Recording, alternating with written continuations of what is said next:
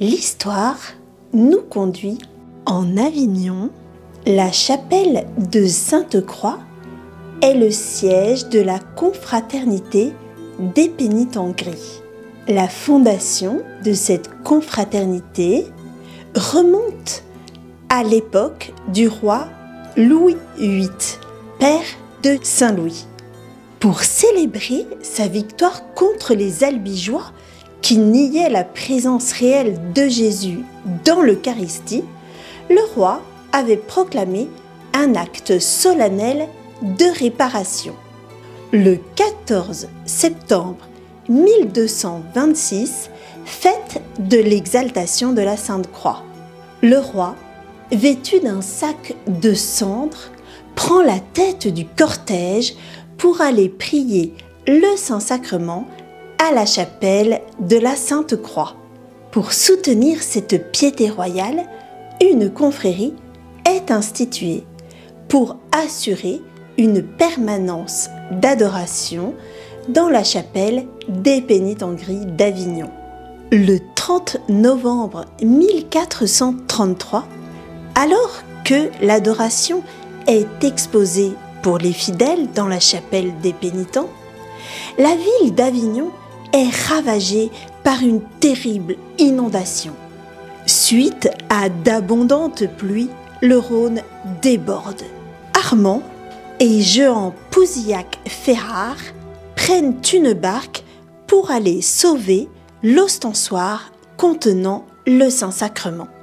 En arrivant, ils regardent l'autel pour voir ce qui est arrivé au Saint-Sacrement.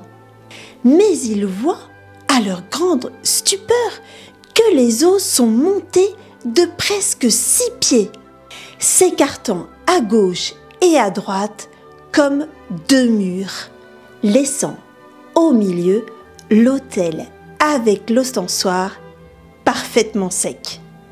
Apprenant le miracle, le peuple et les autorités accourent.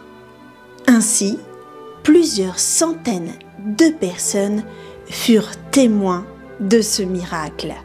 Aujourd'hui encore, le 30 novembre, on célèbre le miracle eucharistique en chantant le cantique de Moïse après le passage de la mer Rouge.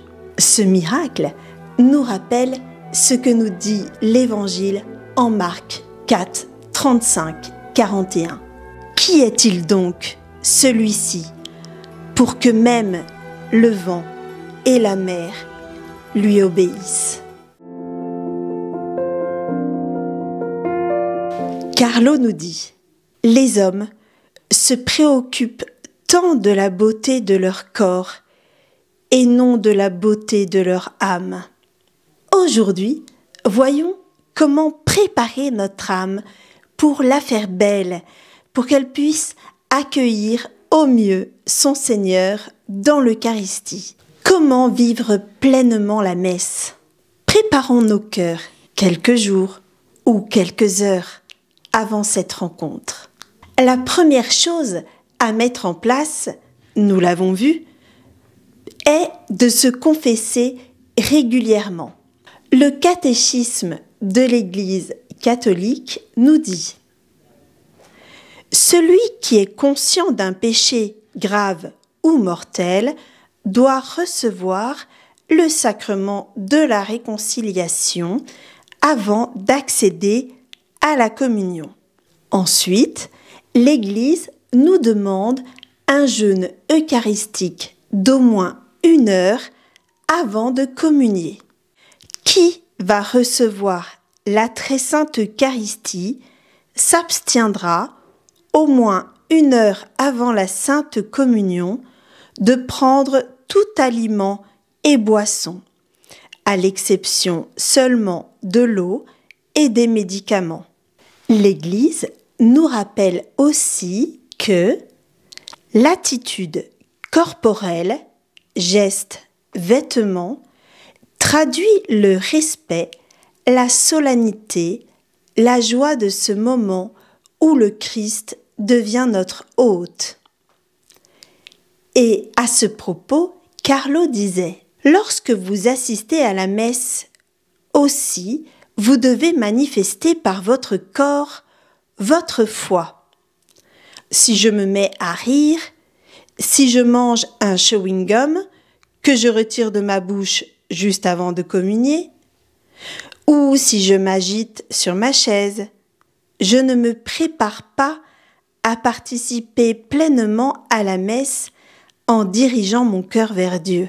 Et Carlo nous raconte un épisode que l'on trouve dans le journal de Sainte Gemma. À l'église, son ange gardien ne manqua pas de la rappeler à l'ordre parce que, l'espace d'un instant, elle avait levé les yeux pour regarder comment 2 petites filles étaient habillées. Carlo plaisantait à propos de l'ange gardien de Sainte Gemma. « Imaginons, disait-il, ce que nos anges gardiens auraient à nous dire aujourd'hui à considérer le peu de révérence dont nous faisons preuve à la messe et la facilité avec laquelle nous nous laissons distraire. Pour aider notre concentration à la messe, nous pouvons lire à l'avance les lectures. Nous pouvons aussi utiliser un missel dans lequel nous trouverons toutes les paroles dites par le prêtre pendant la messe, ce qui nous aidera à ne pas nous laisser distraire. Enfin, nous vous invitons à arriver un peu avant la messe, afin de laisser notre corps se poser devant le Seigneur, sans arriver en courant, en retard, avec un cœur agité. Saint Jean Bosco racontait au sujet de Dominique Savio. Quand il recevait la Sainte Eucharistie, sa préparation était pieuse et édifiante. La veille au soir, avant de se coucher, il faisait une prière à cette intention et il l'achevait toujours ainsi. Loué et remercié soit à chaque instant le très saint et divin sacrement. Aujourd'hui, nous vous invitons à mettre en pratique la méditation que nous venons d'écouter et donc de préparer votre cœur pour la prochaine messe. Dieu caché, vous n'y êtes pas moins présent aux yeux de ma foi. Daignez, je vous en conjure, dissiper mes ténèbres et répandre votre lumière dans mon âme. Feu sacré, dont les ardeurs sont éternelles, embrasez-moi du divin amour.